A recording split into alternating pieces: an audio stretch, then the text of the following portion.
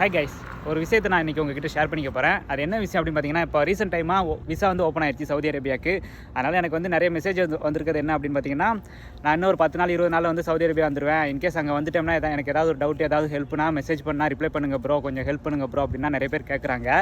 So நானும் maximum okay ப்ரோன்ட்டு மெசேஜஸ்க்கு reply நான் பண்ணுறேன். பட் அதை பற்றி நான் சொல்கிறதுக்கு முன்னாடி நான் உங்ககிட்ட ஒரு அட்வைஸ் மாதிரி ஒன்று பண்ணிக்கிறேன். இது வந்து என்னோட தனிப்பட்ட ஒப்பீனியன். அது மட்டும் இல்லாமல் என்னை சுற்றி இருக்கிறவங்களுக்கு நடந்ததை வச்சு நான் ஒரு ஷேரிங் சொல்கிறேன்.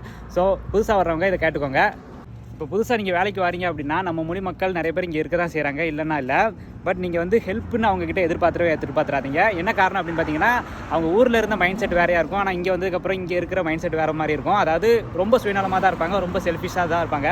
தன்னோட வேலை, தன்னோட சம்பளம், தன்னோட குடும்பம் அப்படிங்கிற ஒரு மனநிலை தான் இருப்பாங்க. திடீர்னு நம்ம அவங்ககிட்ட ஹெல்ப் அப்படிங்கிற மாதிரி இருந்தோம்னா அது நம்மக்கிட்ட ஒரு அண்டர்ஸ்டாண்டிங் இல்லாமல் தான் போகிற மாதிரி இருக்கும். பட் ஹெல்ப் பண்ணுற பீப்புள்ஸ் இருக்காங்க, ஒரு 20% பீப்புள் இங்கே இருக்கிறாங்க. ஆனால் அவங்க வந்து உங்கள் கண்ணுக்கு அம்பிடவே மாட்டாங்க. கிட்டத்தட்ட ரொம்ப தூரத்தில் இருப்பாங்க, இல்லைன்னா உங்க கான்டெக்ட்டில் கூட கிடைக்காத ஒரு பர்சனாக தான் இருப்பாங்களே தவிர ஹெல்ப் பண்ணுற பீப்புள்ஸ் வந்து உங்கள் கண்ணில் அவ்வளோ சீக்கிரத்தில் அம்பிட மாட்டாங்க.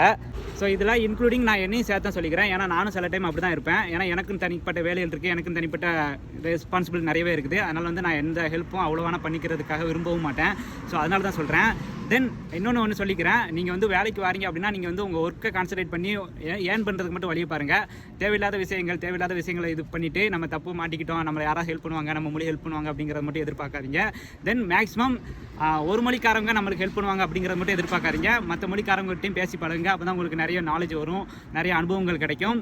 தென் ஃபைனலாக ஒன்று சொல்லிக்கிறேன், உலகம் ஃபுல்லாக தமிழ் பேசுகிறவங்களும் இருக்க தான் செய்கிறாங்க. தென் ஒற்றுமையாக மட்டும் இல்லை, இதுதான் நான் சொல்ல வேண்டியது. டாட்டா.